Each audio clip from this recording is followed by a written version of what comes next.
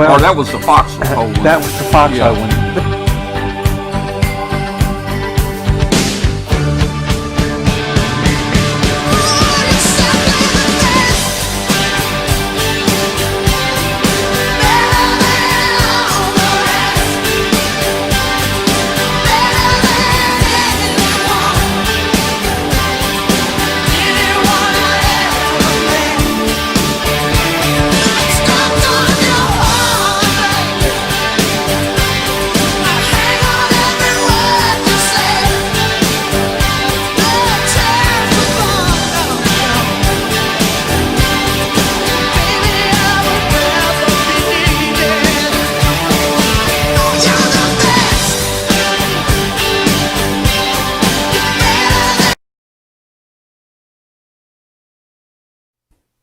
All right, welcome everybody to Amateur Radio Roundtable. I'm Tom Medlin, W5KUB, and today is November the 10th?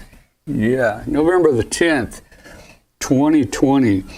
We want to welcome everybody listening out there on international shortwave tonight. If you're on if you're on 6160 megahertz, you're listening to Amateur Radio Roundtable. This is about ham radio, so if you're interested, stay tuned. We're gonna have a fun show tonight. Also, if you do have internet access, you can join the show tonight by going to W5KUB.com. That's W5 Kilo Uniform Bravo.com, and click on live video and chat. You can join us in the chat room. You can watch the video. We'll be glad to have you there.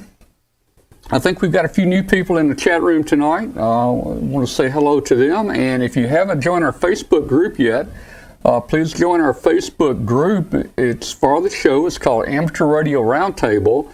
But the short version of that is W5KUB. We have over 11,000 hams in that group now. So it's ham radio related. Put your pictures in there. Katie will take those pictures. We'll show them on the show. We'll talk about it. It's just a great ham radio spot there. Hey, just a couple announcements. A couple of our friends, our dedicated viewers out there, Anthony KG5 JPU and his wife have come down with COVID down in Texas. Also, Ken Harris, he may be in the chat room tonight. W5KDI. He and his wife down in Texas have come down with COVID. So thoughts and prayers and best wishes go out to Anthony, his wife, and Ken and his wife down in Texas. Tonight we're going to have a tribute to, like we do every year, we've got pictures of ham radio operators that were veterans that sent their pictures in to us, and we're going to look at those tonight.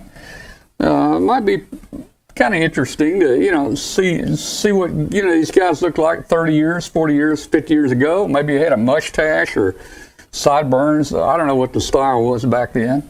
I had a mustache for a little while back in the Air Force, but then I shaved it off, and I think the pictures I have tonight don't have it. So I'm going to go ahead and shed my stash here, if I can. I couldn't keep it on earlier. Oh, okay. So I shedded my stash right there. So anyway, we're going to get started here in a minute. And then after the veteran deal, Alan in our Tech Tip segment is going to talk about digital voltmeters and voltmeters. I think we're going to look at analog versus the digital, and who knows what we're going to talk about there. Later, I'll give you an update on our Pico balloon launch we did. We got W5KUB 20 in the air. It's flying very well right now at 45,000 feet, steady. And we're halfway over the Atlantic right now. We're just right behind Hurricane Theta, Theta, I think, Hurricane Theta. So Hurricane Theta is heading for Africa, and we're just kind of right behind Hurricane Theta, following her in, or unless it's a guy. So we'll talk a little about that in a minute. Joe's here. He's going to talk about some tower work he did.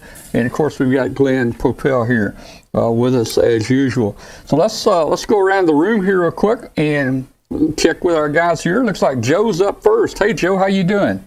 I'm doing great, Tom. And as you can see, there's something new on top of the 7610 behind me. but it's something old. It's over 50 years old. And it's something that I worked on 2 years ago and did a series of 3 columns in CQ magazine.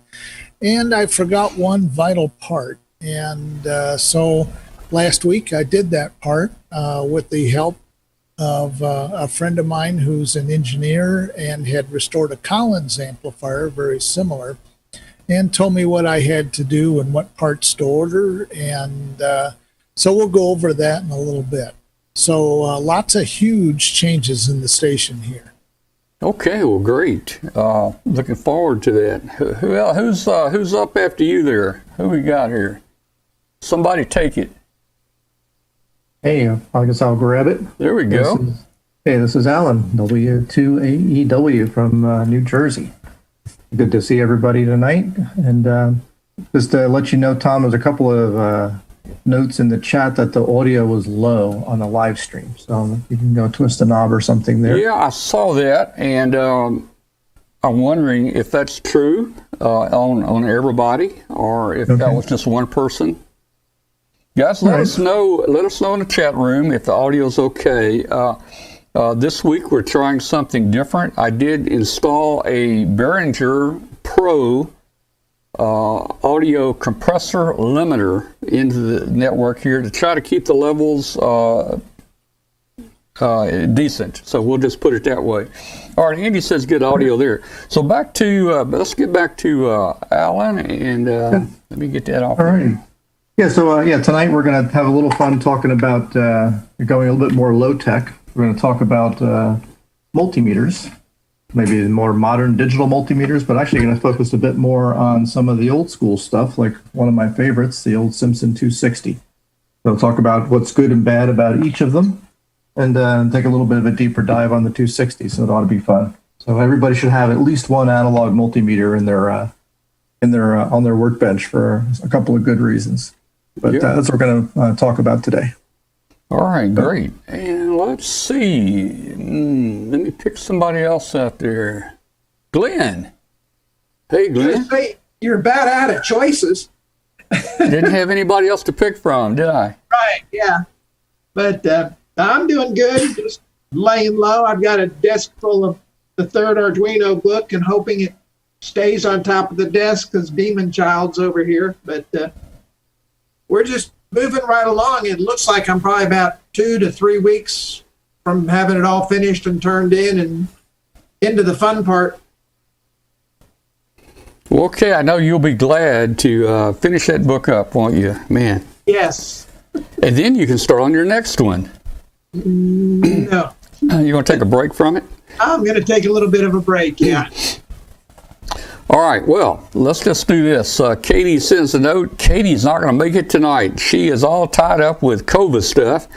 You know, Katie took a new job here recently with the county. It's got something to do with the county and the medicine there, and they're having some terrible COVID outbreaks there, and Katie is kind of right in the middle of it, trying to help out. So let's think about Katie there too, and then make sure that, you know, she knows that we're behind her here and supporting her, and hopefully she won't pick it up. All right, let's talk about Veterans Day. You know, that's coming up. I think that's tomorrow. So we always have a show about Veterans Day, and well, of course you can see our background there. With respect, honor, and gratitude. You know, this goes out to all our veterans out there. And well, we got a bunch of pictures sent in. Now, some of these pictures go way back. We have one picture, and I personally know this person who is 99 years old, and I think he served in World War II. And a lot of, well, you know, we go back anywhere from recent years to even me. I was kind of a long time ago, about, I don't know, man, it must have been about 45 or 50 years ago for me. That's hard to believe. So what we're going to do, we're going to just get started, and we're going to look at these pictures real quick. We'll try to run through them fairly quick, and then we'll get into the other things of the show here. So here we go. And hey, you guys, if you can help me watch the chat room, Alan and Glenn, maybe Joe, and because people are probably going to be commenting here in the chat room, and feel free to jump in when you can, okay, or when you want to. So let me see if I can bring the first picture up. There we go, right there. We'll start off with me. Look at there. I'm in a I don't know what I'm in right there. That's overseas, and I'm down kind of in the. I guess I actually have civvies on right there, and I borrowed this guy's 50 caliber machine gun. So I had my picture made out there near the DMZ with the 50 caliber there, and didn't get in any trouble. That time we didn't shoot at any geese or anything when it went over. Let's see what else I got here. There's another picture where, you know, hey, in my even though I was Air Force, we played Army a lot. I was in a special group. We played Army for like 2 years. And my story is, after 3 years of college, I was about to get drafted. The war was going really big. They gave me a 1A, and I said, you're not getting me for 2 years. I'm going in for 4. So there I am in that outfit I was in, and we played Army for 2 years. You can see my living quarters there. So I don't know if that was payback or what it was. I do clean up. I did clean up a little better right there. I went in it kind of as an old geezer. I actually didn't go in the Air Force until I was 21 years old, and most of the people in my my outfit there were like 17 and 18 years old. But I ended up coming out as a E5, Staff Sergeant E5. So I didn't want to stay. I had friends that were Staff Sergeants that had been in 20 years, and I'd made it in under 4. So I didn't feel like there was any reason to stay much longer. So I got out at 4. Let's see what else we got here. All right, here's a picture from, I hope you guys can see that, Tommy Judson, 1960s here, Vietnam era. The guy with a knife in his mouth was really a cut-up. Well, we had a few like that. That guy there, I don't know if you can see it or not, but next to Tommy there's somebody with a knife in his mouth. That reminds me of Francis. Glenn, do you know who I'm talking about when I say Francis? No. Yeah, when Francis, let me give you a hint. If you take any of my stuff, I'll kill you. I know exactly what you're talking about. Do you? If you touch me, I'll kill you. Yeah, exactly. I know exactly what you're talking about. Yeah, that was on Stripes. So that was the Psycho guy right there on Stripes. Yeah, that's a neat picture there. Looks like you got earphones on and a typewriter there, and cool picture. Let's see what else we got here. I want to make sure I get them all here. We had so many in here, different threads here. So guys, I'm going to try my best to not lose your pictures. Here's Darren Dykes goofing off in West Germany. Boy, he had a good assignment. He was in West Germany. Look at that. And look at all the communications equipment behind him. I don't know what that is. ANTRC 145, probably some kind of tropo or microwave stuff, I don't know. But he was in the Signal Battalion Air First Infantry. Okay, there he is here. Looks like it might have been wintertime there too. All right. And let's see who's next here. Mario. You got a picture of Mario here, and this guy, I don't know, Mario looks like he's about 7 foot tall, to tell you the truth, man. I mean, this guy, this is a pretty good sized guy here. First 320th FAE B Battery, 1990 Desert Storm, 101st Airborne. Well, there it is right there. He jumping out of airplanes will make you tall, I can tell you, man. Thanks to Mario there for his service. 101st Airborne. Dave Shelton. Dave, U.S. Army again. Special weapons, mortar, field radio, telephone operator, paratrooper, 82nd Airborne.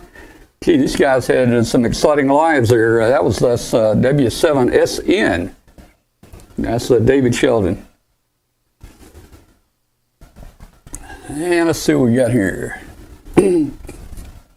Oh, now this is. I would like to shoot this weapon right here. Oh, that looks like fun. Yeah, I would like to shoot that right there, man. Gunnery exercise in the 5th Fleet. This obviously is the Navy. 2015 on board the USS Farragut DDG-99. I don't know what those numbers all mean, but that's the number of his ship. I won't say boat, but look, I would love to. I bet that thing would. That'd be fun to shoot. All right, that was Cody. That's Cody. Jeff, look at Jeff right here. Jeff Hearn, WG8U, Wayne Hearn, sonar man, U.S. Navy, Korean War, 1927 to okay, he's a silent key. He was born in 1927 and died in 2020. Jeff Hearn right there.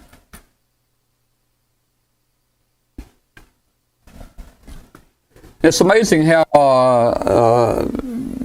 there's so much linkage between ham radio and what many people did, in the service there.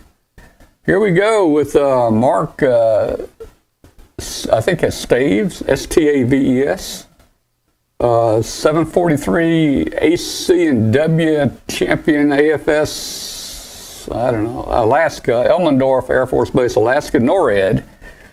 1981, 1987, N2 PRD. Now, guys, if I don't understand what all these numbers are, that's because I was in the Air Force. So this stuff, you guys are talking in crypto language. I did have a clearance and I did work in crypto, but I can't make out a lot of the stuff that you guys are saying there in the Army. Let's see. Jeff Hearn. KK4 APP, Jeff Hearn, United States Marine Corps, Gulf War. Thanks for your service there. Cool picture. That uniform always makes you look good, doesn't it? Let's see. John Edwards, AE7TE, 13th of September 2019. I guess that's a recent picture. He's still in. All right, cool, man. That's a cool shot there. Looks like some kind of special ceremony there.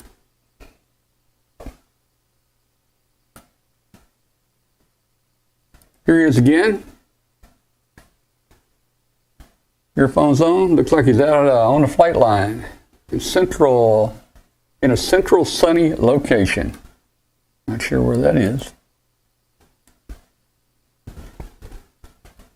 Bud Turner. Look at Bud there. Bud Turner, boot camp, NTC, San Diego, 1991. 1991 doesn't sound that long ago, but, gee, that was 30 years ago. Man, Bud Turner there.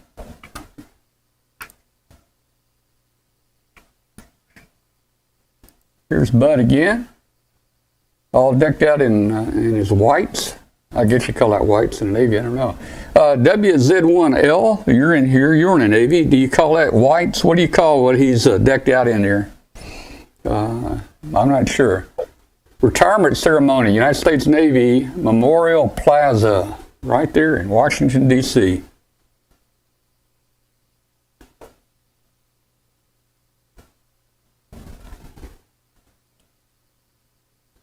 Bud, here he is here.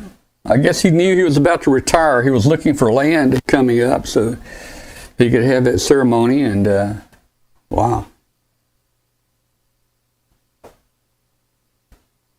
Well, let's see what we got here. Oh, well, here's Bud's radio room here on the USS Essex. That's the Mars Shack right here.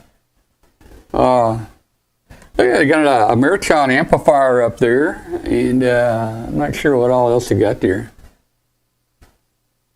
But that's their Mars station. Cool. Looks like a 940. Yeah. Another Bud Turner. Let's see what this says here. It says me, United States, USN retired Gulf War veteran, N1 ROE. My dad, he's a United States Navy retired Vietnam vet. He's not a ham. And my grandfather, U.S. Navy retired World War II veteran, WA6NSE. We're all named George. I think there was a song about that, wasn't it? Everybody named George? Glenn will probably know that. No, that's before Oh, that was my Henry. time. That was Henry. All of them were named Henry. Yeah. Yeah, well, Henry and George are all, you know. Okay, here we go. Aaron. I've seen Aaron here before. Aaron Ray. United States Air Force boom operator, 2004 to the present. He is N4ARY. And that looks like a cool job. Back there in the back there, it was sitting at whatever you call it out to hook up to that plane. It's flying within feet of you back there. Make a mistake. He's in the chat room, by the way. That what? He's in the chat room. Oh, is he? You know, you don't make a mistake back there when you got, you know, $100 million airplanes flying, you know, 20 feet from each other. So this guy must be good right here, you know. So he's in the chat room. Hello, Aaron. Thanks for your service. Damon. There's Damon. Don't know much about him. Here I hear F-16 crew chief. 1989 to 98, Desert Storm. He said every worldwide deployment I could get on. He was stationed in Spain, Mountain Home, Korea, Hill Air Force Base. Cool. Very cool. Kristen Weed. Kristen here says HFCW, RTTY Chief and Communications Chief, Paratrooper 1975 to 1990, U.S. Army, 82nd Airborne, KR1SS. Thank you, Kristen, for your service. Here we go. About time we get some Air Force in here. Here we go. United States Air Force. This is Brian Bishkoff. Air Force 22nd SPS, March Air Force Base. I don't even know where that is. March Air Force Base? I guess there is one. 1971 to 75. That's about the time period I was in. He is W7BDB. Oh, okay.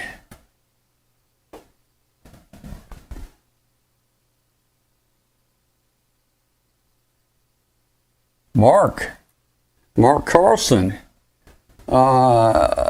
he says, salute to all his brothers and sisters for the love of radio. Don't know much about him here, but there he is. I don't even have his call, but thank you, Mark, for your service.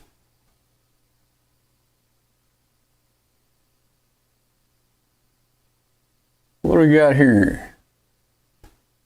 Well, somebody didn't like that.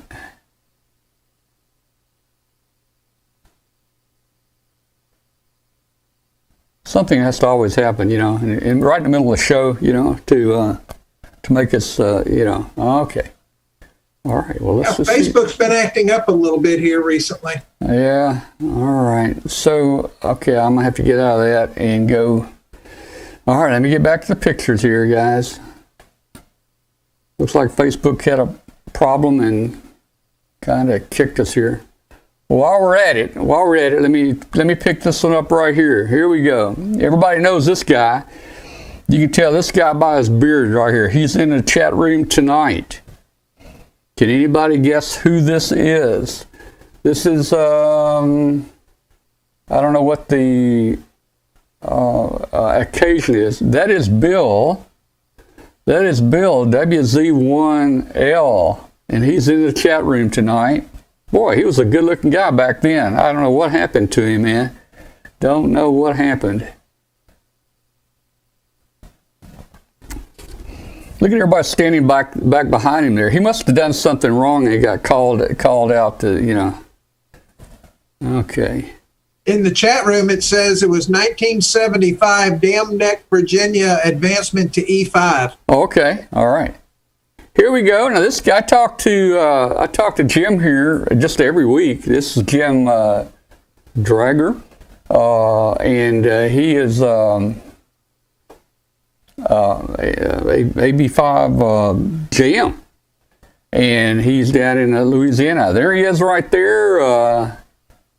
I think he's in the Mars station there. Yeah, Mars station. Nice radios. When I was in, that's where we had the KWM and the Collins stuff. I really loved that stuff, boy. Interesting thing there is they've got the lid open on the Collins rig, and it looks a little warm on the inside of that cover. Yeah, it looks like it was. Let's see if I can get the next picture here. There we go. Look at there. I think he has his uniform on from 1970, and he's fitting. Now, I tried mine on a few years ago, and it just would not button up. But I've kind of been slimming down a little bit. I might can get into mine now. I don't know. But there he is right there, E5, Staff Sergeant. That's the rank that I got before I got out. I'll say hello to Jim, and thank you, Jim, for your service. And thanks for showing the pictures there. I think, again, that is the Mars station. And I think he operated the Mars station there. All right, let's go on down and pick some more up here. Oh, this has got to be an old picture here. This is the one. This is the one that they hold that thing up and put the gunpowder in and it flashes. This is William Wilson, AE7 YQ Mars, and that was in I think that's in Vietnam, about 1972. And there you go. Look, you got a couple phones there. Looks like rotary phones, no less. Yeah. Very good. And thanks for the picture there. I wonder what that is on the floor down here with the circle there. I don't know what that is. I don't recognize it. I don't either. All right, let's see. Signal light.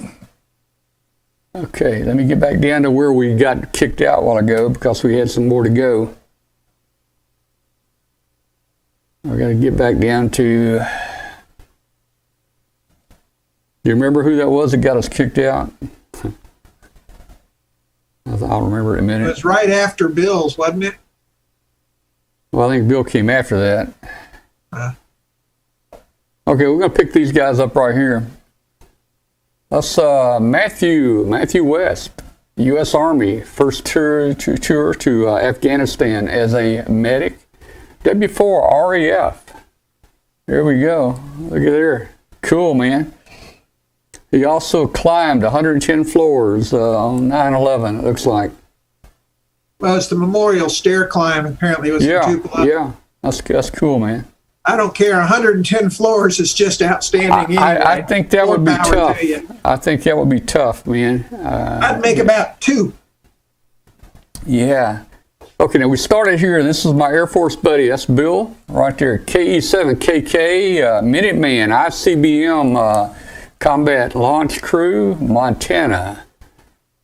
And they had a motto back then. It's to the USSR. We deliver in 30 minutes or less. That's cool there, Bill. I don't know if you're on tonight or not. Oh, that was me. All right. Oh, let me go back to me and click on here. This is the string we were in here. I hope I don't miss anybody. All right. So here we go. I know we did those. We're almost at the end of this segment. Right there.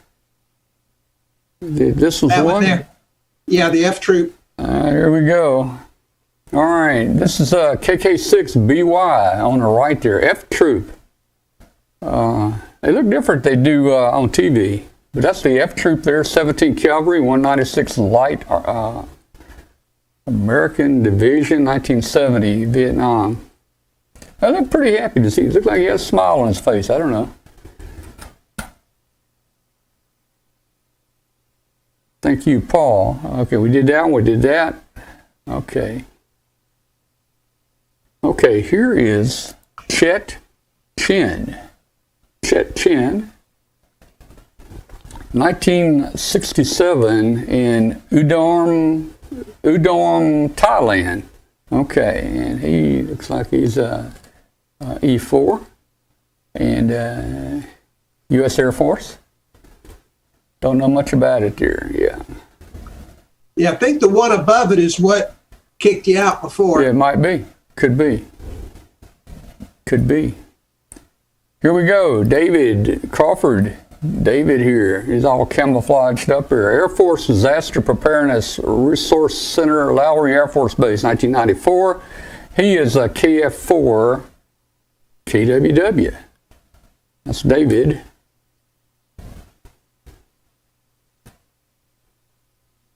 Oh, this looks like this guy's interesting here. Let's see what this is. Robert Wilhelm. 4 active and 4 reserve years, I guess. Pictured as a me in AIT learning how to pull up an antenna. Yeah, he's pulling up an antenna. There you go. You know. Yeah, that looks like those fiberglass pole type antennas. You know, with the 5 or 6 foot sections they Yeah, put together. could be. Could be. Larry Gibson. Here we go. Here another. Now see now we've got some class here. We're going Air Force again.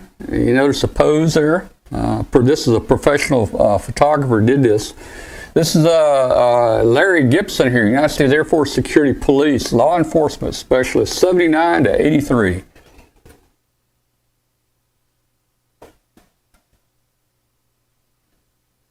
Tom Ritter. Tom Ritter, retirement, great day, 2003, Langley Air Force Base. That does not look like an Air Force uniform. Somebody in the picture, is that Navy? I'm guessing it's Navy. I don't know. Bill WZ1L, tell me, is that Navy? That Tom Ritter is wearing there, his Navy uniform, I think. Andy. There's a picture of Andy Kitty, Tornado, F-3 detachment to Cyprus, 1995. He was in the Royal Air Force. Okay, Bill says it looks Air Force. It didn't look Air Force to me, unless, I don't know, maybe they changed uniforms. All right, here we go. Here's the person I was telling you about right here. I believe this is Richard Blant. Richard Blant, 99 years old, W5 LEK, U.S. Army, World War II in the Pacific. Now, Richard, I recorded about a 2-hour interview with him at Dayton about 4 or 5, maybe more years than that. We sat down and we had a very long talk. 99-year-old Richard Blant, W5 LEK, Pacific, World War II.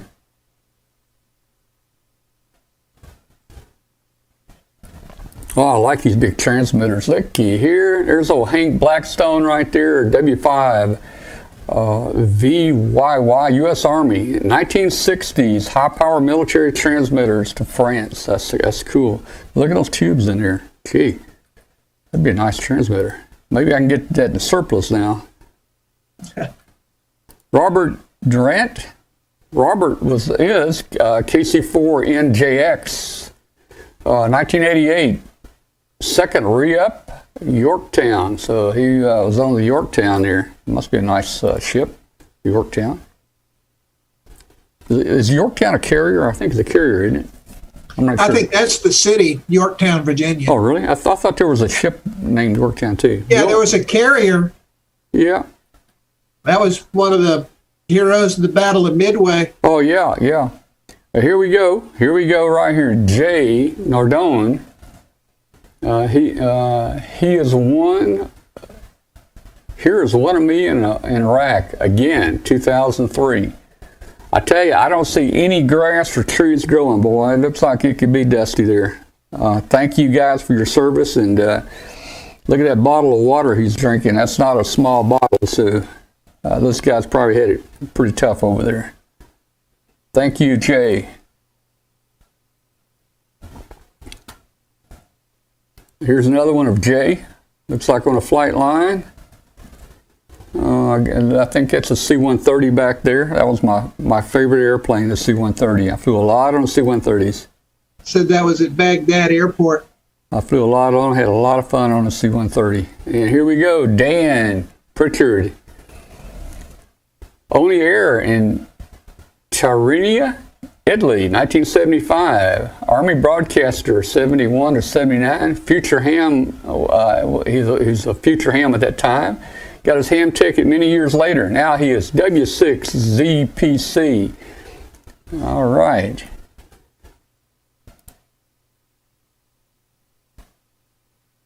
This is, I know this person here very well. This is my uncle. My uncle, Lawrence Coleman. He was KB4LS. He was in the Alamo Scouts in the Pacific during World War II. The Alamo Scouts was a real secret outfit. It was a special outfit. It was the beginning of the special operations that we have today.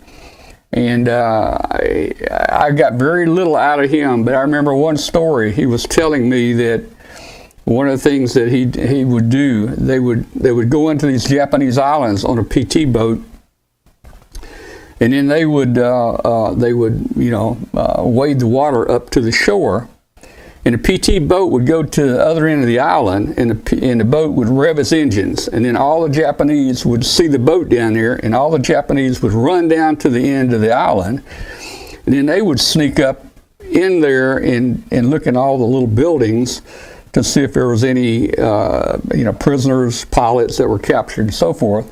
And then he said about that time the Japanese would turn around and look back and see them back there at the village, and they would turn around and start coming back at them, and then they would have to leave. So it was kind of interesting story. But that's my uncle there, Lawrence Coleman, from he lived in Birmingham, Alabama.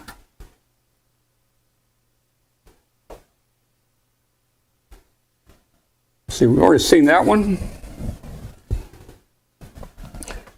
I think that is all the pictures we have. And guys, if I did miss your picture, I am so sorry. I hope I didn't.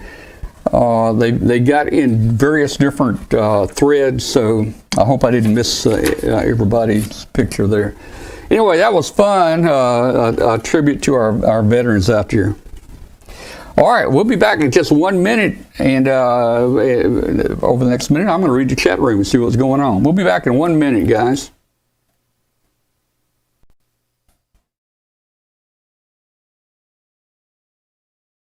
Let's talk about a brand new ICOM radio. Get out and be active with ICOM's new IC705. The IC705 is your perfect QRP companion as you have base station features and functionality at the tip of your fingers in a portable package. It covers HF through 70 centimeters. This compact rig weighs in at just over 2 pounds with RF direct sampling for most of the HF bands and IF sampling for frequencies above 25 megahertz. It also has a large 4.3-inch color touchscreen with live band scope and waterfall. You get 5 watts with the BP272 and 10 watts with a 13.8 volt DC power supply. It has a micro USB connector, Bluetooth, and WLAN. Integrated GPS with antenna and a GPS logger. It has a micro SD card slot. And the HM243 speaker microphone comes standard. The perfect accessory for the IC705 is the LC192 backpack. It has a special compartment for your IC705 and room for all your accessories. The IC705 now has received FCC certification, and we expect product to be shipping to dealers by the end of September. Visit www.icomamerica.com/amateur for more information on ICOM radios. LDG Electronics provides state-of-the-art antenna tuners for every amateur need. From QRP to QRO, fixed stations, portable and remote, an LDG tuner will match your radio to your antenna using our lightning-fast, proprietary tuning algorithms. LDG is a family-owned and operated company dedicated to bringing innovative, quality products to the amateur market. All LDG products carry a full 2-year warranty that is fully transferable. Support is only a phone call or email away. We're always here to help you. Visit us on the web at ldgelectronics.com. All right, guys, we are back, and I don't know, I've had fun so far tonight, looking at all the old pictures and everybody out there. It's amazing how many people that are in our group that have stories like that and are veterans. So anyway, hey, let's go over to Alan now, and we're going to talk about, I think, meters, digital meters, analog meters, and so forth. So Alan, go ahead and take it away, Alan. All right, very good. Hey, first, big shout out and thank you to all the veterans that are listening and those got the pictures from. That was great.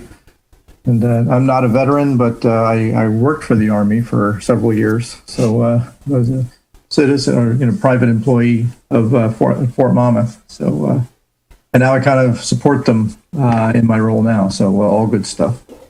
Yeah, so I want to talk a little bit about meters. Both digital multimeters and especially analog voltmeters.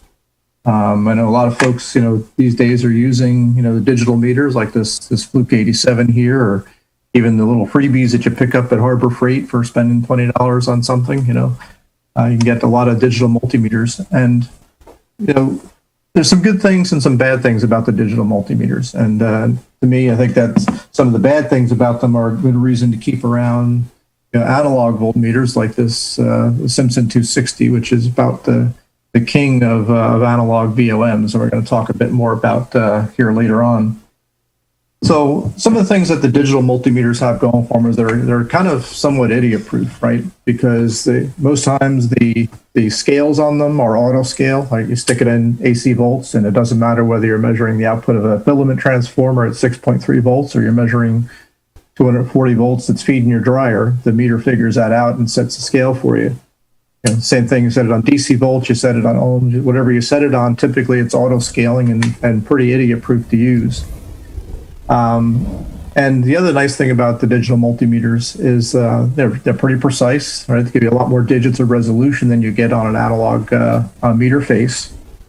And they also have a very high input impedance, right? Years ago, if you were working on radios and things like that, and you didn't want to load down the circuit when you were testing it, you had to use a vacuum tube voltmeter to give you like a 10 megohm input impedance. Most of the digital multimeters have got a 10 megohm input impedance, so they can be used in that application, in that area. So again, I think everybody should have a digital multimeter or two to use for a lot of their work, but there's at least one area where I really like the analog multimeters. And that's particularly when you're working on a circuit where you've got to tune it up. Maybe you're working on the alignment of a receiver or something like that, and you're looking at the meter or watching the meter for changes. Maybe you're trying to peak the response of a circuit, or you're trying to find the dip in a circuit or something like that.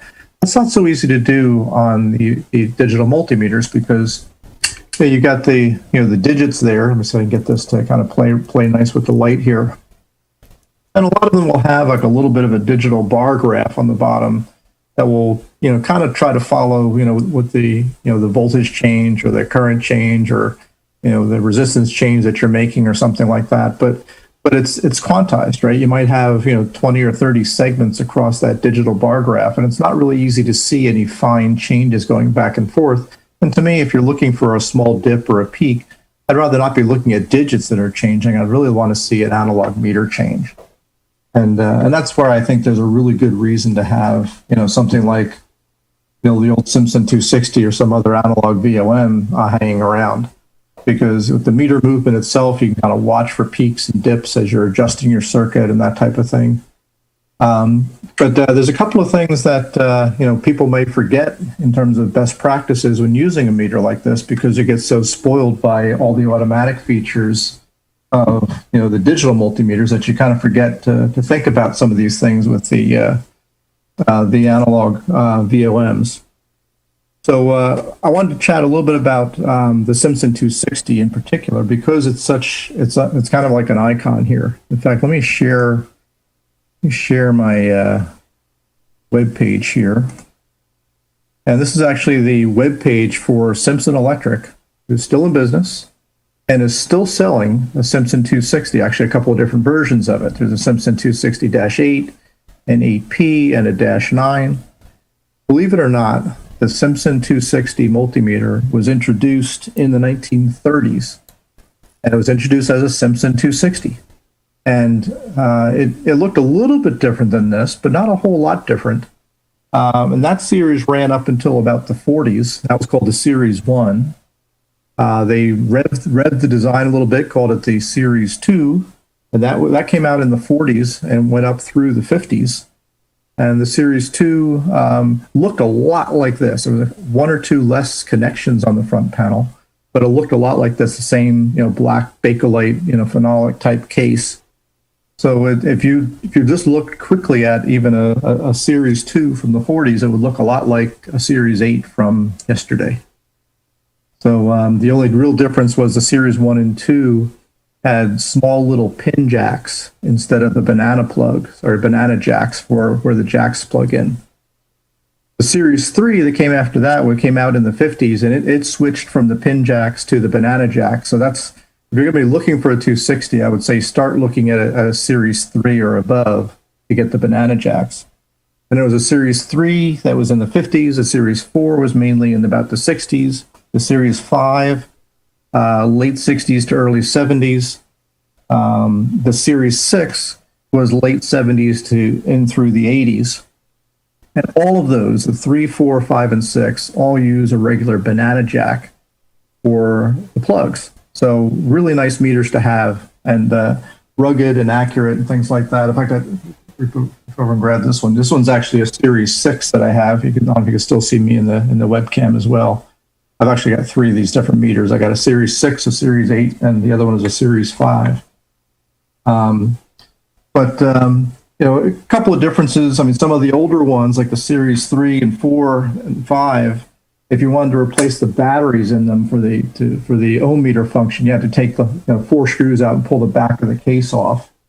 Starting with the Series 6, there was a small little door you could open in the back without having to take the whole meter apart to replace the batteries. So the Series 6 and later made it a little bit easier when it came to that. And then there's Series 7 and 8. The 8 is the one I held up here earlier. That's what I have here.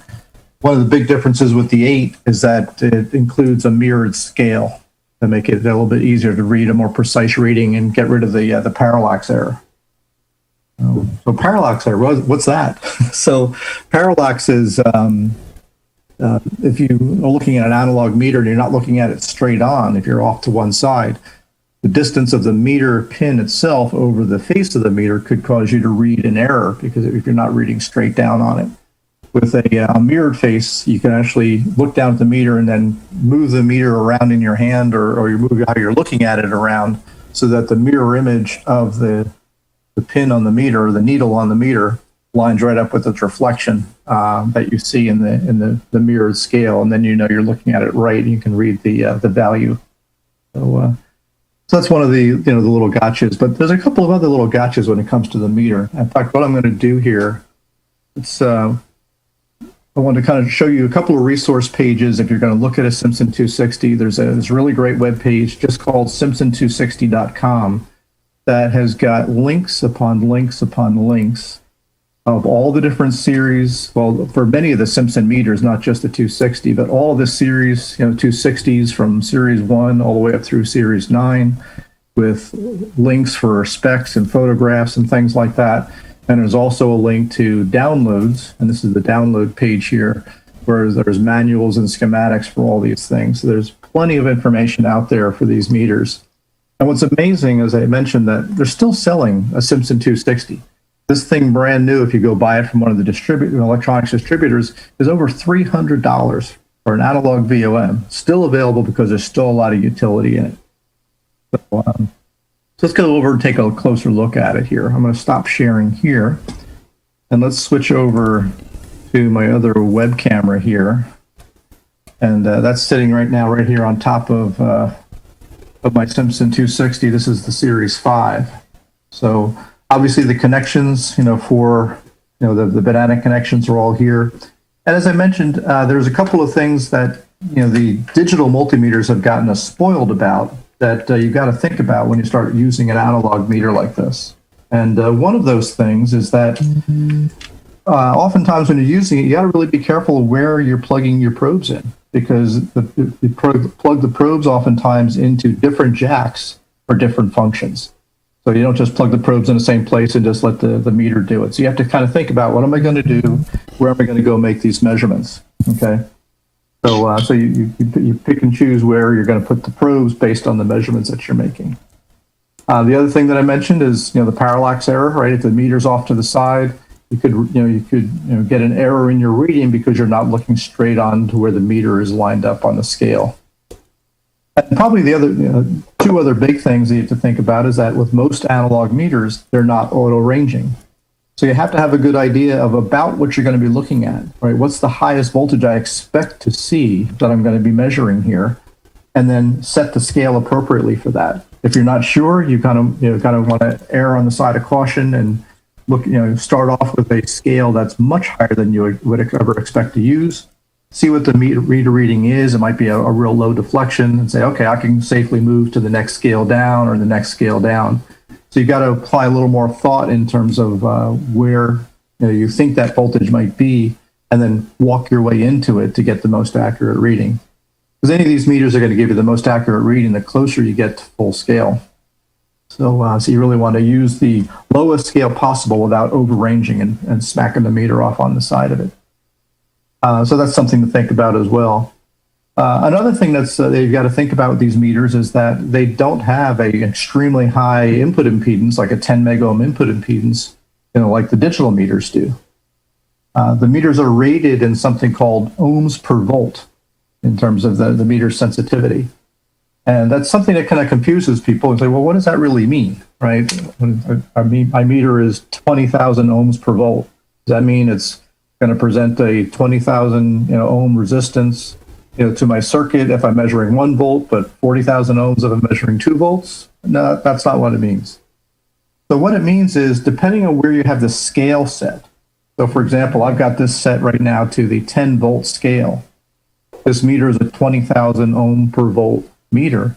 So on the 10 volt scale, you multiply that 10 multiplied by that ohms per volt. So in the 10 volts DC scale, 20,000 ohms per volt means that I'm going to have 200 k ohms, okay, between the probe pins, which means when I probe down on my circuit, it's like sticking a 200 k ohm resistor in my circuit. And in most cases, that's going to be okay. But when you start getting down to the lower ranges, like a 2.5 volt scale, 2.5 times 20,000 ohms per volt is 50 k ohms. So if I'm probing, a low power circuit, putting down a 50 k ohm resistor by sticking the probe on there might make a difference. Okay, so you do have to think about the loading that you're going to be presenting to your circuit, and it becomes even more important when you're measuring AC. If you're measuring AC, I think this meter here, if I look at it here, is 5,000 ohms per volt in the AC mode. Okay. So, AC mode at a 10 volt scale is going to look like a 50 k ohm resistor. So you do have to kind of think about the loading that you might have on these meters, with any of these analog meters. And I say, well, with all that, why would I want to use that, right? With all these little caveats and things like that, why would I want to use an analog meter? And to me, probably the most important thing is just the easy visual indicator, rather than going to interpret a number, especially if you've got a voltage that's changing or moving around, like you're tuning a radio around, if you're adjusting the alignment of a radio or something like that, and you got the meter sitting on the speaker terminals and you're trying to peak up the IF coils and things like that. To me, it's a lot easier to watch an analog meter peak and dip and move around than it is to actually try to watch the numbers on a DMM, or if you have a DMM that's got a little bar graph. I don't, that little digital bar graph, I don't like that as much as the analog meter movements. It's the same thing like on the S meter on your rig, right? Would you rather be looking at a real, analog meter movement per an S meter, or, a 15 segment display that's kind of indicating where you are? I mean, I like the analog meter movements better, but I guess maybe I'm a bit old school that way, but that's what I like. What's interesting is that even though the design of these meters hasn't changed much in nearly 90 years, they're still very, I've got 3 of them here that differ in age from probably by about 40 years between them all. I've never had to calibrate any of them, and I just checked them all earlier, and they're all dead nuts on exactly the same value. Really rugged, really nice, accurate, durable meters. And even though like the new ones are over $300, oftentimes you can pick up an old Simpson 260 at a garage sale for a couple of dollars because people just don't know what it's worth. So if you see them out there, do yourself a favor, pick one up. It'll be the first, probably, and last analog voltometer you'd ever have to get. But I'm a big fan of them, and like I said, I've got a couple of them that I've used. I've repaired a few of them. One thing you got to watch out if you're going to find one of these in a garage sale. Oftentimes people leave the batteries in them, and the batteries, if they leak, and if the acid gets on the circuit board inside or the components inside, it can do a whole heck of a lot of damage and maybe even make it unrepairable.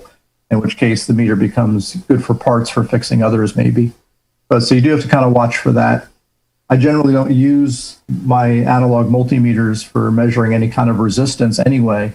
So I typically take the batteries out and leave them out. So if I'm going to measure a resistor value or something like that, I'll break out the digital volt, the digital multimeter instead.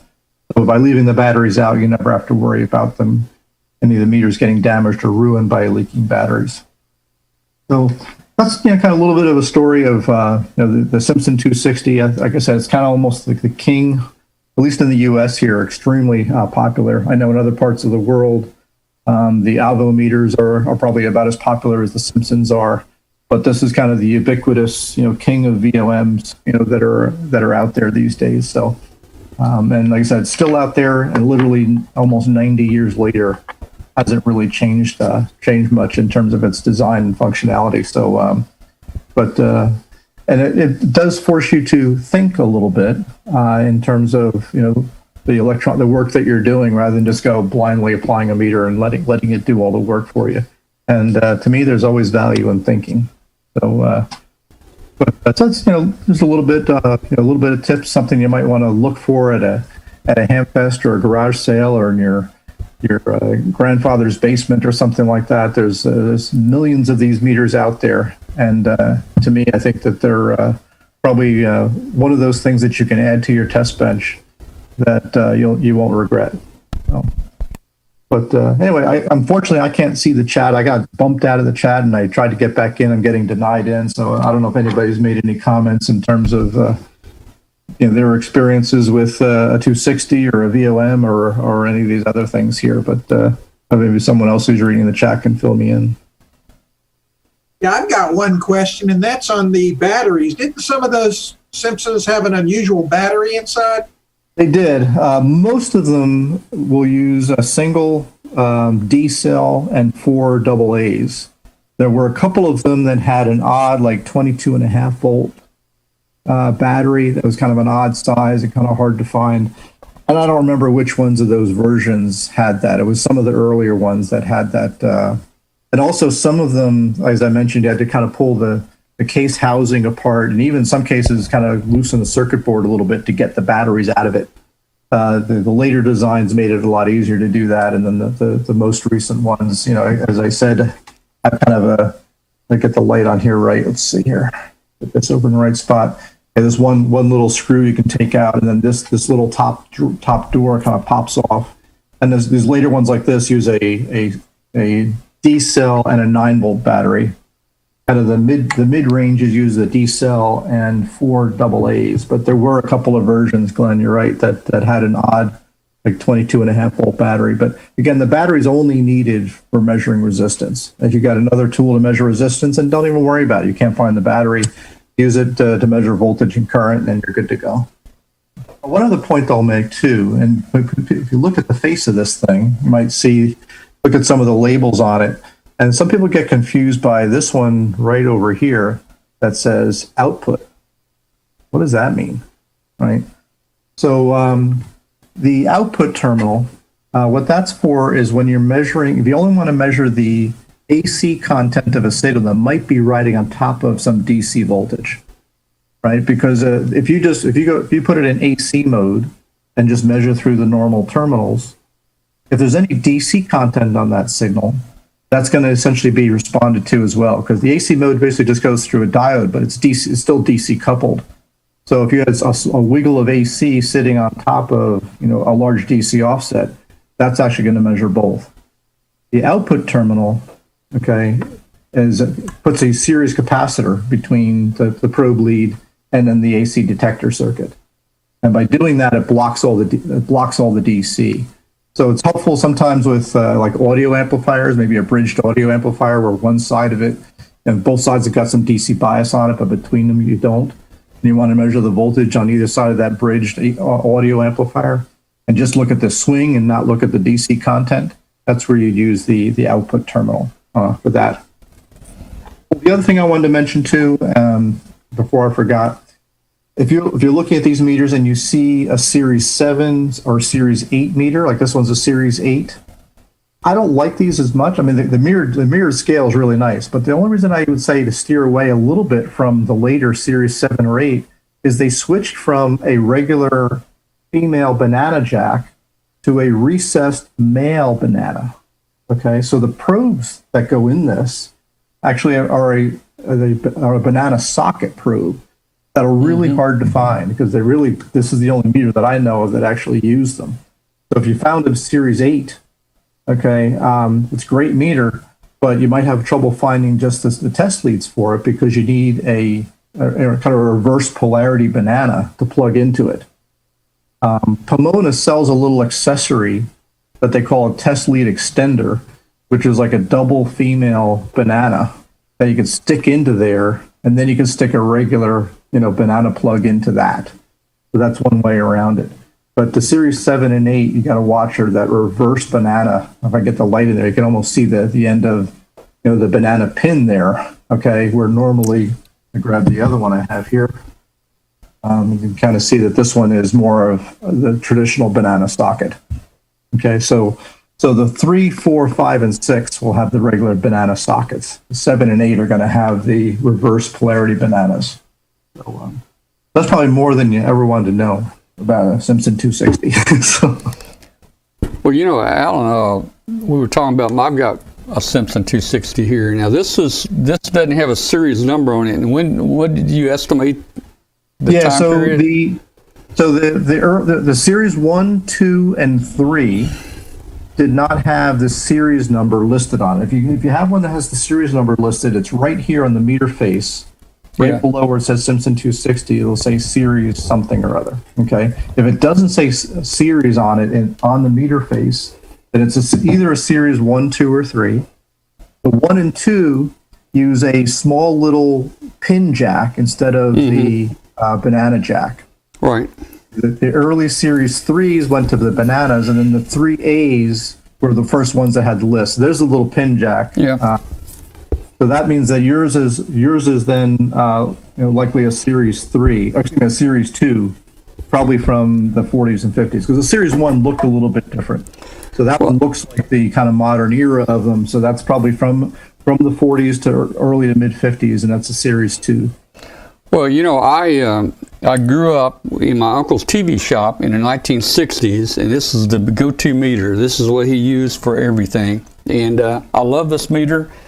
It's a great meter, and I'm like you. There are certain things, if I'm looking at a digital meter, I don't know what I'm looking at sometimes, and I'll pull the old analog meter out, and I can clearly see, Yeah, well, the other time what will happen sometimes with the digital multimeters is that they're so high impedance that sometimes you get a voltage induced on them. Like if you're probing like a high impedance or even an open circuit, the leads will just act like an antenna.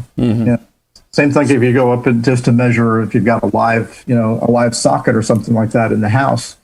If the breaker's open and you just plug that in there, you could see some weird looking readings because on the digital multimeters, because they're 10 megohm input impedance. It doesn't take a whole lot of current induced on those leads, those wires as antennas, to create some kind of weird looking voltage.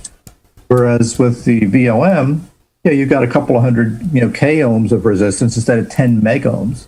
So they're less likely to give you a kind of a stray reading in those situations when you're measuring very high impedance sources. So another good reason to use the VOMs.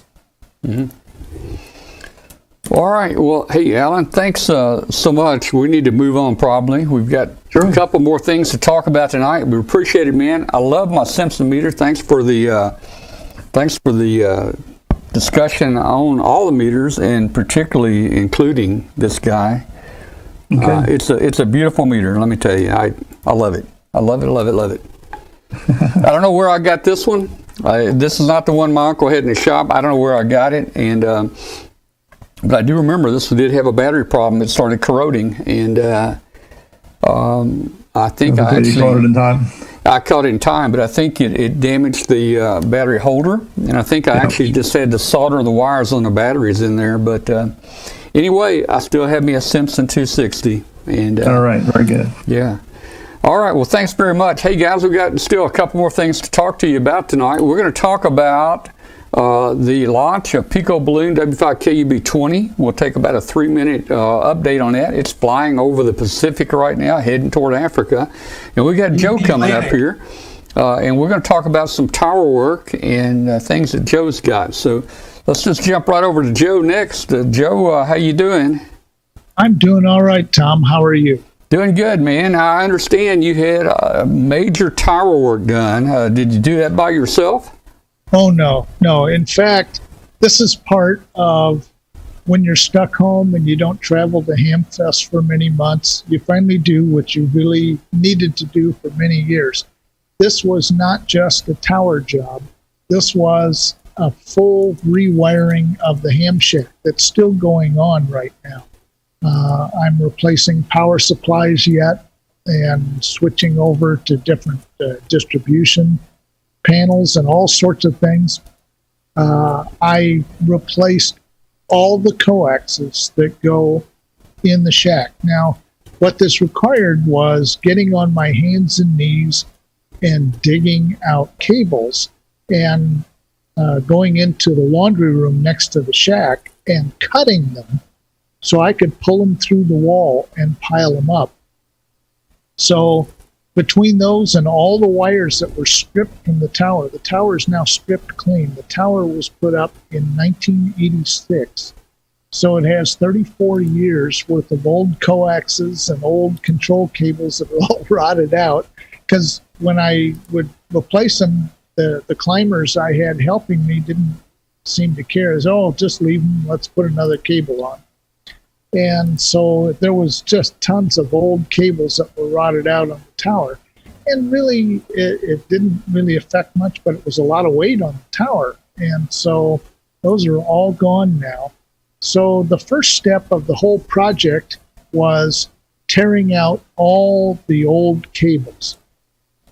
And the only way I could do that and keep my station on the air was to get a remote coax switch, so that instead of having 6 or 7 different HF feed lines ranging from RG58 and 8X up to RG8, and I replaced those with one run of LMR 400 Ultraflex.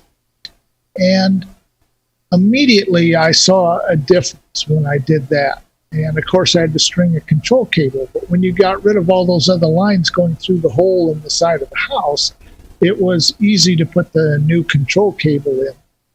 And right away I noticed the loss had gone down, but there was still a lot of noise. And I noticed the ground system was not really good. I wasn't using an adequate ground wiring system. And what I would do is every time I added something new to the shack, I would take a piece of wire, any kind of wire, and solder a lug to it, and then screw it onto the back of the radio, and then have the other end of the wire just solder it to this wad of ground wires. And then there was a single wire that went into the laundry room, which is where my workbench is. And that's also where all the wires come into the house. And there was a single wire that was hooked with a kind of a clamp that was more looks like a hose clamp, but not quite. And it would squeeze that against the water pipe. Well, when I inspected that thing, I hadn't looked at it for a while because it was kind of hidden, and reached my hand in there, the wire just fell out in my hand. And I thought, okay, this is not going to work. So let me get started with the pictures, and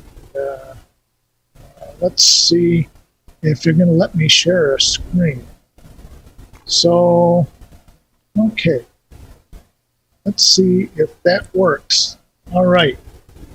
What are you guys looking at right now? Got it. Okay. So, and I'm not, so I've got a problem here. Yeah, there was one picture of your tower, and then it disappeared. Yeah, your tower. Okay, There it is. there it There is. it is. There you got it. Okay. So is that full screen? Yeah. Okay, so what I did was, our club has a tower crew now, something we haven't had in many years. And something you should know is the tower has 3 sets of double sidearms on it.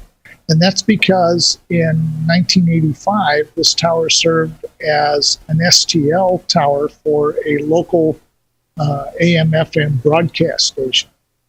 And so it had those 950 meg mesh dishes in it. And also VHF and UHF for their MARTIs, for remote news gathering and so forth. And it was a ham tower. It was an HDBX 48. And so a very, very strong tower. And when the studio moved, I got a chance to acquire this just for taking it down. And so, like I said, in 1986, it was put up in my backyard a few months after I bought the house. So let's look at the top. We have a 6-element Cushcraft UHF Yagi, and it's pretty broadband. All I did was replace the feed line on it. That antenna has been up there since 1986, and it's in great shape. So just put a new feed line on it. What had happened about 15 years ago was the last time the tower was climbed, and the TV antenna was replaced, the 6-meter beam was moved up, and there was a problem with the cheap coax I used, and the sun had rotted it out. And so what they'd done is they cut the cables and then put connectors on them below where it had rotted out. And we used little 5 or 6 foot pieces of RG8X to connect the RG8 type feeds to the antennas temporarily. We figured, okay, in a couple months we'll fix it. Well, you know how that goes, and it stayed up and ran for 15 years. At the same time, I had sent the rotator in to be upgraded and repaired, and that lasted until only a couple months ago when the pot broke, which is a common problem in these things. And I decided, well, the rotator has been there for 30-some years, and this particular rotator was one of the ham force that was actually made about a mile away from what you're looking at now. In fact, if you look towards the grain elevator, behind that is the old high gain plant. And so that's where it was made, including the TH3 Junior came from the high gain plant here in Lincoln before MFJ had it. So there's a pulley down here on the top of the 2 sidearms you see there, and that has 1 rope and it has 3 hooks. So I had 3 different wire antennas, a 17 and 80 meter dual band dipole, a top fed sloper for 160, and a 40 meter used to be a dipole and a G5 RB, and then that changed to a double bazooka a few years ago. All of them were on that 1 rope and pulley, and the wind would get it caught in the side of the tower, as well as the fact that the 160 meter antenna was kind of reaching around, and the loading coil would get caught. And so somebody'd have to climb up 30 feet just to loosen that up if I ever needed to fix it. So the idea of having 3 on 1 rope worked, except for the fact that I was pulling 3 different directions and it got caught. So we thought we'd clear all those evils with this big project and remove the TV antenna, since we don't use the low band TV around here anymore. It's high band and UHF only. The TH3 Junior was functional. The only problem is it only handles 600 watts, and I've always wanted to put in an amplifier. In the almost 52 years I've been licensed, I have never had an HF linear amplifier on the air at home. So I wanted to replace it with a similar beam, and so I went with the TH3 Mark IV, which I ordered from MFJ. Now you notice right under the beam there is a thrust bearing. It's a real heavy-duty thrust bearing, and that's doing just fine, and that did not need to be replaced. The mast is Schedule 80, and it's about 8 foot of Schedule 80 pipe. So you can see I made this picture using the drone and then edited it to put the labels on. Because the tower crew said, you've got a lot of things going on there. I was also supposed to replace the 3-element 6-meter beam with a 5-element, which I ordered. However, they are still back ordered until December. So when it comes in the middle of the winter, I will put it together and put it aside and hope I can get the tower crew up for about a half an hour to go up and replace the 6-meter beam. So looking below it with the drone, hovering in the same location, there's a sidearm that just has weather instruments, and that's broke. I'm going to put a 2-meter 440 ground plane on it. We did not have enough time to finish that this time.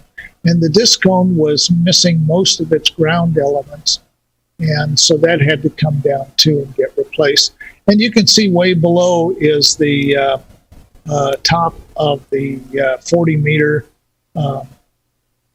double bazooka, and then you can see one of the parts of the 160-meter antenna stuck, and the 80-meter antenna is wedged in, stuck just below it on the weather sidearms. So this is why the whole project also had to come about. This is the inside of the SB200, and I wrote 3 different articles in a row for CQ Magazine about the 3 different Harbach kits that I got for this. One handled the relay voltage so that modern rigs can handle it. One was an inrush protector, and the third kit was a brand new power supply for it. And so I did all of the Harbach kits. What I failed to do is replace these carbon resistors with the choke wound on them, and these are the parasitic chokes in case there's a VHF oscillation. It would drain that across the resistor. So the cure for that is not to use carbon resistors anymore, use these composite things.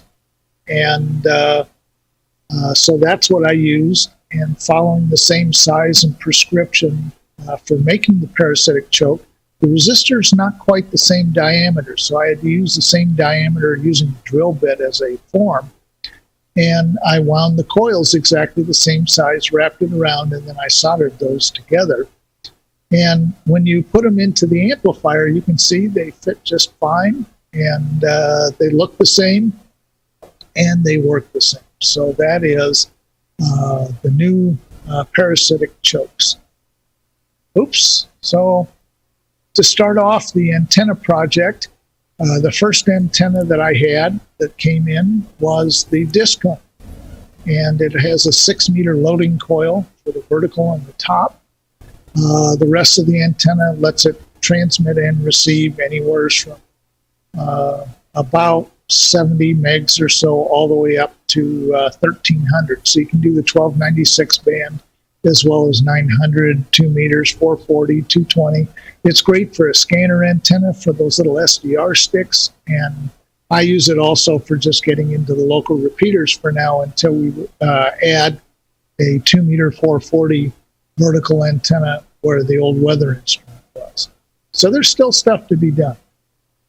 This is what the TH3 MK4 looked like after assembly, tied up and leaning against the house and ready to go. In fact, that side of the house has no windows, so that's why I put it on that side of the house. And the way it was put onto the tower was they horsed it up over the roof and laid it on the roof of the house to be raised up onto the tower. DX Engineering got a lot of my business. When you go to Dayton, you want to come home with some fancy radios and gadgets and stuff. And I just kind of resisted the temptation over the years to come home with grounding stuff because it was heavy and I was flying and so forth. And people say, "Oh, what'd you bring back from Dayton?" "Oh, I brought back a grounding." That doesn't sound like a lot of fun, but it had to be done. And so I ordered this kit from DX Engineering, and I also ordered 3 different high-power alpha delta transit traps, one with the end connectors for the UHF line, and 2 SO239 ones. One's for the disc cone, and the other is just for all the HF. The solid copper wire I got at Menards, the hardware store, much cheaper than getting the same wire online. And then I have the grounding braids that go to the radios and the amplifier and the rotor control and everything else. So when put together, that's what this thing looks like. And you connect the ground wire on the right to that stud, and then you can see all of the different braids that are bolted to it, and you can see the 3 transit traps. Those little gold things on them are gas discharge devices that after you take so many close by hits, you got to replace those, and your SWR is going to start going up. And there's also a way of testing it by taking the coaxes off. There's a special meter test that you can do on that. This is what it looks like when it was in place. Everything was hooked up except for the UHF line because I need to make one with an end connector to go to the radio. So you'll notice that most of the cables are actually pre-made. I ordered those from ABR in Houston. They make excellent pre-made cables, and this is all LMR 400 ultraflows. The grounding connection in the house always went to that little clamp that was on the water pipe, and it had so much oxidation on it, and the wire was so loose, I don't know how it even ever worked. So I went over, of course, to Menards, and having that ground wire and this clamp I got there not only works on a ground rod, but this clamp works great on water pipes. And only about 2 feet or so to the right, 2 or 3 feet over to the right, is one that's real similar to that. That is the grounding of the power panel, which you want to have pretty good bonding of the two, and I figured it's close enough on the same pipe. But what I did was I used sandpaper on the pipe to polish it up real nice and make a good connection. And then you see 2 ground wires in there. Well, the reason for 2 is one is from the shack, and the other one is to the outside world, to the tower base grounds. So if we look here, this is one of the tower base grounds, and in the grass you can kind of see the old copper ground wire. It's still in good shape, just kind of dirty, and but it's connected down farther on the ground rod, and the dirt had actually settled around it, which made this job easier. I was able to use sandpaper, and then I discovered a Dremel with a wire brush. Went real quick and made that nice and shiny. And so once again, we used the same kind of a clamp and made our ground connection to one of the rods that goes to the tower. There are several lines once they come into the house: the rotator cable, the remote coax switch cable that needed these kind of snap-on chokes. And the reason for that is that they pick up RF and bring that into the shack. So that was one of the evils I wanted to get rid of. Once I got things started going, I discovered right away that the 40-meter antenna is all of a sudden a ton more efficient when it's being fed with, instead of 58 and 8X, it's fed with LMR 400 and brand new. And I was suddenly seeing my furnace turn on and off, the blower, when I would get on HF, and especially on FT8.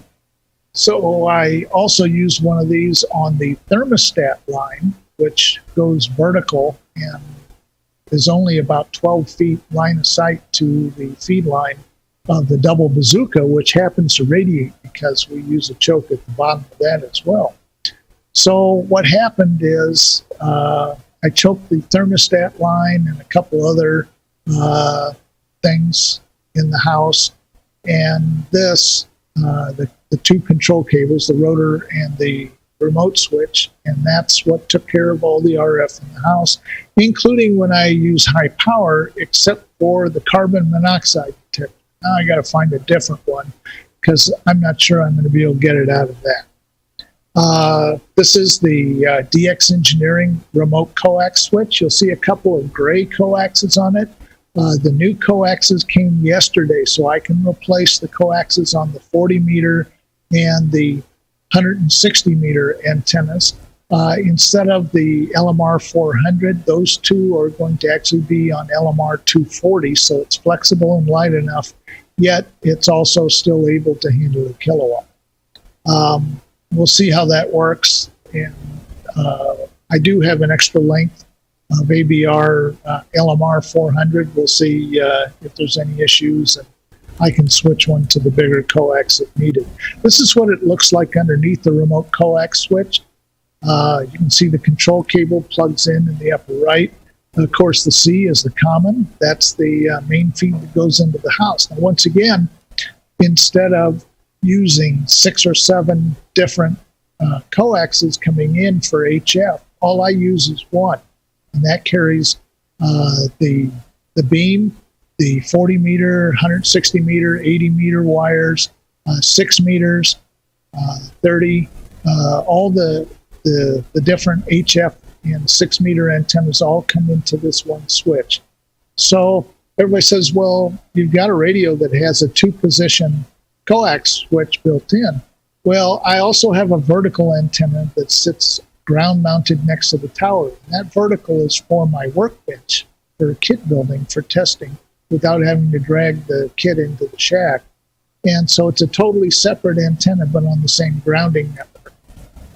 And there's a coax switch that allows me to switch that into the shack. So that's on the antenna 2 connection of the radio. So I can have 17 and 12 meters and so forth on the vertical as well. And flip the switch the other way, and that vertical goes to the bench. There are a lot fewer cables going into that big hole in the side of the house, and it was plugged with electrician's putty. Right now it has newspaper in it because I'm going to probably slip another 1 or 2 cables in there for the 2 meter 440 that'll go on the tower. Once that's in place, we'll put the putty back in place and seal it up so we don't get any little creatures in there. But as you can see, it's all new cabling going into the house. This is when the tower crew was there. This was on the second day. It took 2 days to do this.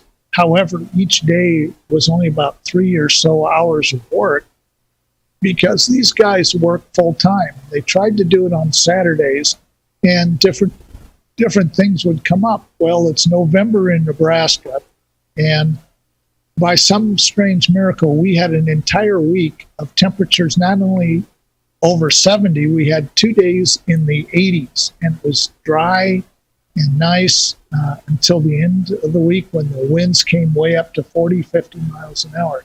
So we took advantage of the 2 calm days, and they came after work just before sunset and ran up and did a lot of work. And if you'll notice that there's this white pipe that you saw before, and you'll see a little closer in one of the next shots. We'll explain that in a minute, but they're re-raising the sidearm that has the disc cone on it. Now, on each of the 2 sets of lower sidearms, I also put eye bolts in there, and each eye bolt has a hook and stuff that's connected to a pulley. So now, instead of having 1 rope controlling 3 wire antennas, I now have 5 ropes for 5 antennas, and they're all at different heights, and there's a hook on each of the sidearms of the disc cone and of the one where the weather instrument is. So now I have 4 different pulleys on one side and one on the back side, which still has the 40 meter antenna. And you can see this white antenna here on the right, and you can see one of the pulleys. I didn't cheap out. I use really good quality pulleys, and you can see the eye bolt in there. That particular one was put in at least 20 years ago. And the T-shaped pipe antenna is an FM broadcast folded dipole. And what that was used for was the park behind me had Christmas lights that the Boy Scouts did, and they wanted to have speakers blaring to the whole neighborhood. And the neighbors objected, and I came up with the idea of a low-power FM stereo transmitter that would cover the park, and that was the antenna I used. Now that antenna is used for an HD FM receiver, so I can hear Lincoln, Omaha, Grand Island, sometimes Kansas City even, with the antenna way up there. So I can hear FM stations as far away as about 150, 180 miles. This is the crew once again working on the rotator. This is putting the actual new Ham 4 into place. The old one came down, and I have a new set of parts and stuff for it coming, including a pot. So I will rehab the old Ham 4, and it'll be ready as a hot spare. And you can see them heisting up the beam there. As you can see, it was near sunset, so that was kind of the last thing that got done on the first day, was all the antennas were up and the rotator was connected and everything, but I could not turn it because they had not arranged the feed lines to allow for rotation. And you can see that's what it looked like from the front of the house.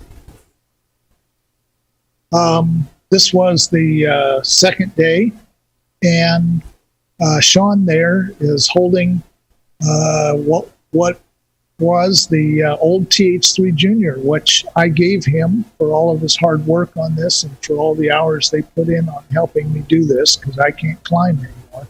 You can see the vertical behind the tower there on the left side of the picnic table, but Sean is strapped together with some black tape all the elements that we marked and everything for the TH3. He got his license only a few months ago and is upgrading to general in the next few weeks. And so he's going to have a nice TH3 Junior to get started. Here's a couple other members of the crew. That's Ed Kaiser RPT, who's also known as our club's repeater genius. And that is Bill, and I'm trying to remember his call sign right now. He was one of the climbers as well. And that's the other Bill, who was one of the climbers, but he only went up on the roof. And that's very easy to do because the tower is only a couple of feet from the roof, and you just step out on there.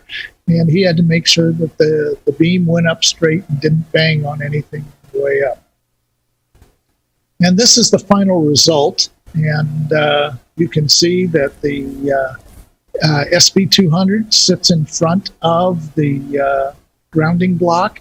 You can see at the very top, you can see the remote coax switch, the antenna rotator, an MFJ clock, and a call sign way down below the amplifier, and the 7610 and the keys.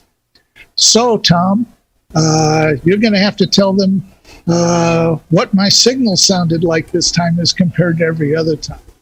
Tom? Well, I tell you, I was surprised tonight when you checked the internet. You were louder tonight than I've ever heard you. Now, who knows? Was it propagation, or was it something you did to help things? Who knows? But great signal tonight, and it was great you checking in. Yeah, and something to note, that 40-meter antenna, the double bazooka, is now up about 12 feet higher than it used to be. And the 40-meter top-fed loaded sloper half-wave is also about 8 or 9 feet higher than what it used to be. And both antennas are absolutely, the SWR is at least as good, if not better, than it used to be. The line loss is way lower because, at least for now, until I replace those gray cables later this week when I get a break in the weather, the line loss is still a lot lower because 50 feet of the feed line is now LMR 400 going into the shack. And the biggest improvement that I saw was the ambient noise level, the noise floor on all HF bands, even 6 meters. I took down the noise level anywhere from 3 or 4 to 7 S units on an average.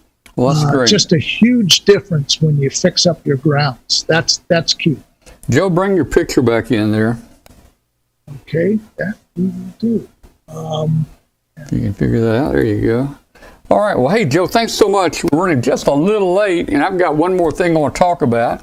But guess what? We're on shortwave for 2 hours, so we've got 20 more minutes on shortwave that we can fill tonight. And again, if you're out there listening on International Shortwave Station, WBCQ on 6130, this is a program about ham radio. I'm W5KUB. And would love for you to join us anytime on Tuesday nights. Even right now, you can click on, if you have internet, you can join the show by going to w5kub.com. Send us an email. Send an email to tom@w5kub.com. tom@w5kub.com. And let us know where you are in the world and how you're hearing the station tonight. And would love to hear from you.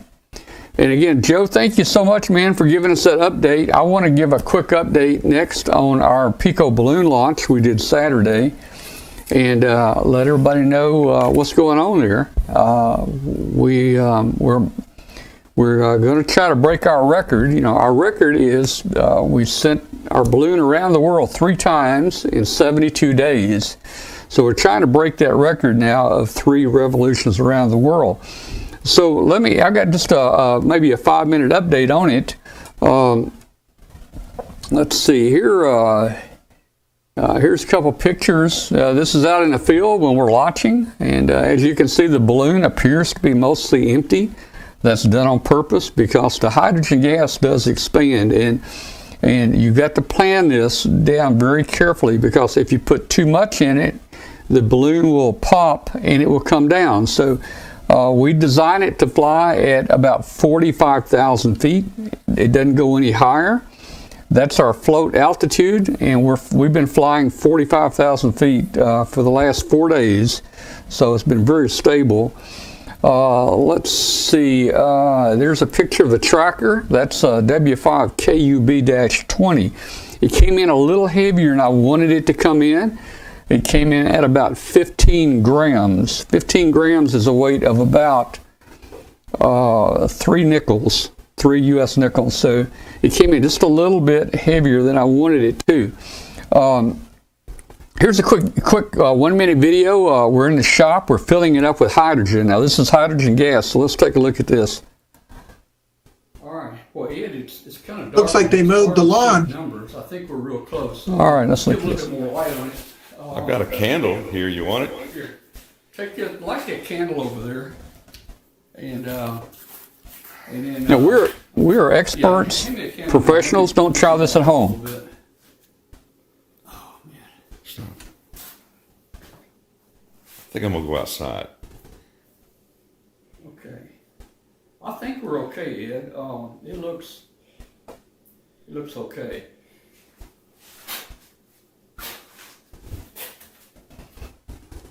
Okay, now, I just have to say we are professionals in this business. We've got quite a number of launches behind us. Do not try that at home. We just, we don't want you to do that. Okay, now, let's take a quick look at the launch. Here's about a 30-second clip of the launch. It went well that day.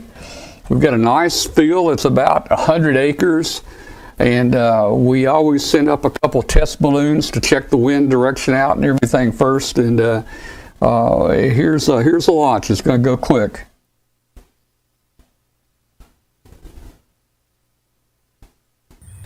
All right, I'm ready. I'm recording. All right. All right. There it goes. There it goes.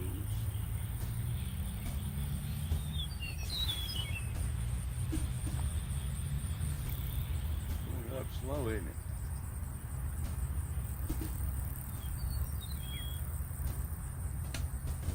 I lost it in the camera.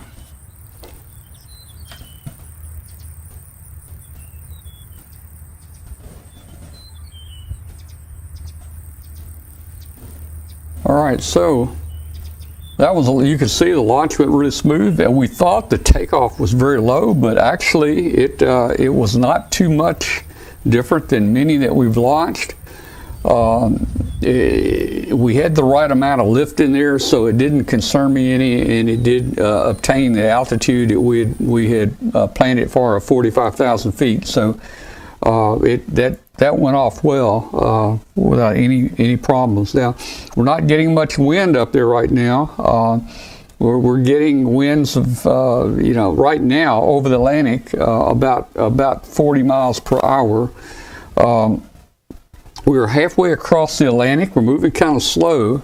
Let's see. That's some whisper spots that the little 15 or the little 10 milliwatt transmitter is being picked up. If you look closely there, Australia is actually picking it up 11,000 miles away. So that's 10 milliwatts being received 11,000 miles away.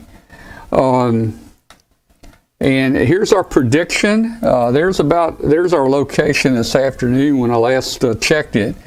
And the green and blue lines are the high split projection, which are very accurate. So we're probably going to come in somewhere around the Western Sahara.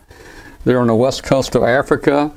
Make a little dip down, and then we're going to go across. We'll go across Africa there, and in the Middle East, and then we'll see where we go next. So that's kind of the situation there. Let's see.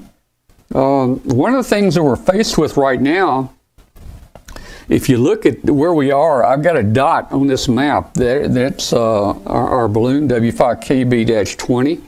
And if you notice, right above us, there is the Hurricane Theta.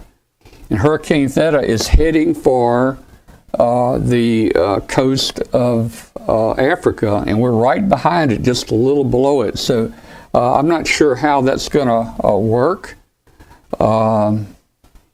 And I don't know why that changed by itself there, but that was interesting that it changed. There we go. You can see we're about 1,700 miles off the coast of Africa, and we've traveled about 3,400 miles so far. We launched Saturday morning. So that's about it on the balloon. You can follow it at the best place, the easiest place to follow it is to go to our website, w5kub.com, and click on balloon in the top menu, and that will give you 3 options to track the balloon. That's the easiest, best place to go if you want to track the balloon and follow it. And also there's some pictures and various things there of some of the parts that we built up and a description about it. So that's the update on Dash 20. I hope you guys enjoyed that. There it is again in the shop there, being filled with hydrogen. The balloon is about 7 feet tall, and we were very careful this time. We actually didn't have to take any gas out of the balloon. When Glenn was with us last time, let's see, didn't we take some out, Glenn, when you? Yeah. Oh yeah, you had to take a bunch out.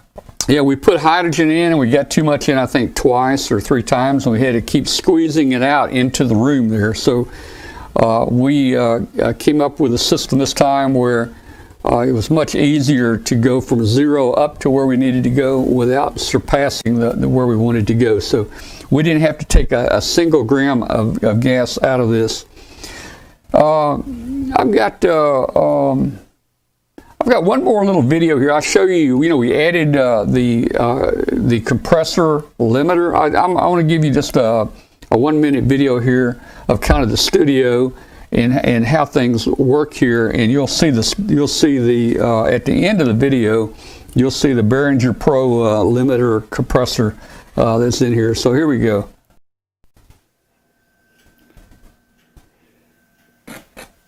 So on this PC, we can bring in web pages, videos, whatever, and all these PCs are networked together.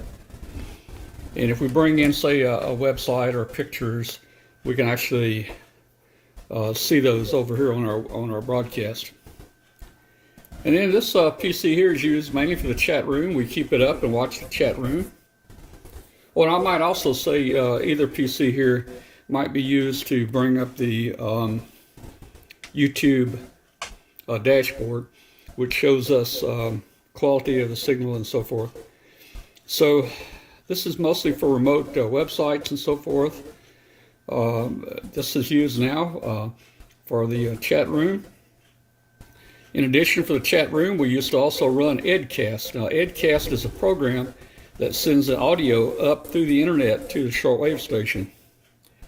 And then this is our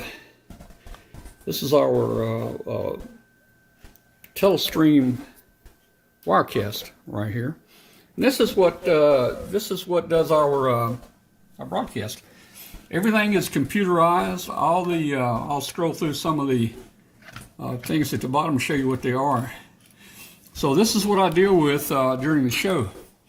Each one of these little things are different camera shots, and you can see the mouse moving here. So if I click on this one, that's a different camera. If I click here on this one, you can see it brings up a different camera there. And here's one. I'm going to click on this one. That brings up our workbench in the background. So that's different camera shots, videos, and so forth. If I scroll up, these are all audio inputs. This is our promo audio and various microphone inputs. Any audio files like music are here. Let me scroll on up. And all these are in layers. If you're familiar with like paint and layers, you put things in layers. So the things on top actually show.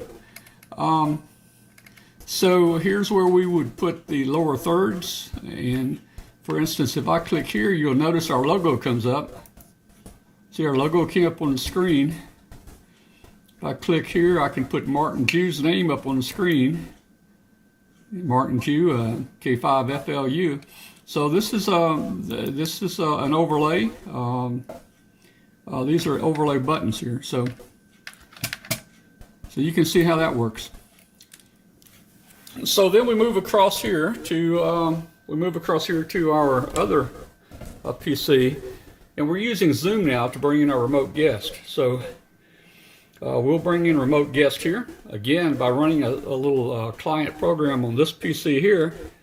I can bring it in as a camera shot. For instance, let me try to do that. You can see Rich is talking there. I'm going to come over here and click on Rich's picture down here. And as you see now, Rich is up here on the show. There he is over there. And there he is on the show. Let me back up a little so you can see both. Now if I click on me, over in the broadcast, you'll see I come up on the show. But there's Richard. You can do things, I can do things like picture in picture, or smaller pictures of me. I can move them around. I mean, you got total control over what you do here. Now, one of the things we've done, we've had some terrible audio problems over the years because it's very difficult to keep our remote guest audio all the same. We have one Zoom feed coming in, but everyone has different microphones. Some are speaking close, some are speaking into a camera a long ways away. So I have rewired a lot of the audio leads, got them within standards, and I've added a Behringer Composer Pro compressor limiter. So you can see the Behringer Pro compressor limiter right here. And basically, this is going to try to keep all our levels the same. If I talk real loud, it's going to compress it. If I talk real low, it won't compress it.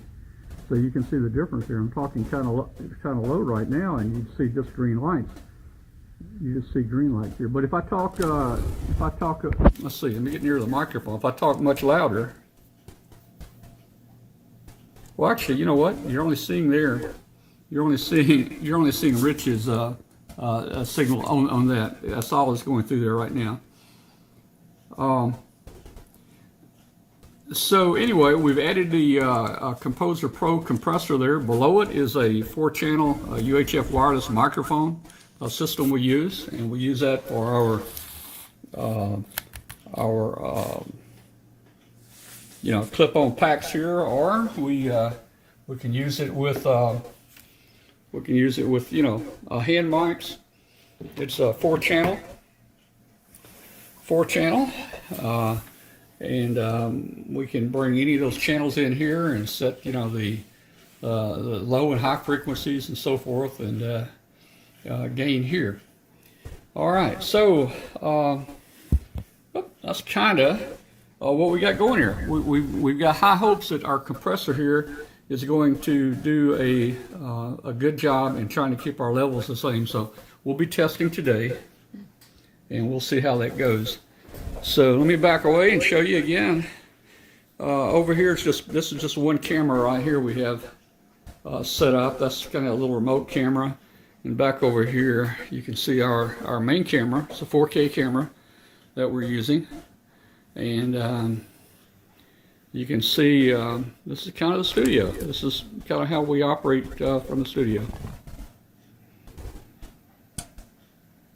Okay, guys, so that is kind of what we have to deal with every night. So, when it looks like I'm not paying attention to our guests, it's because I'm flipping all those different buttons and trying to keep this thing running. So, sorry about that. But anyway, hey, it was a good night tonight. I think we had a good show tonight. A lot of great segments. I want to thank everybody for coming in here tonight. Thank everybody in the chat room. We had a lot of fun tonight, and it was a great show. See you guys next Tuesday. Don't forget the 40 meter net. It's at 5:30 p.m. Central, 6:30 Eastern on 7180 on 40 meters. We'd love to hear from you. And we'll see you next week. So you're saying I can ask this cat any question? The cat is connected to the computer. You just type in the question. It will read his mind. The answer comes.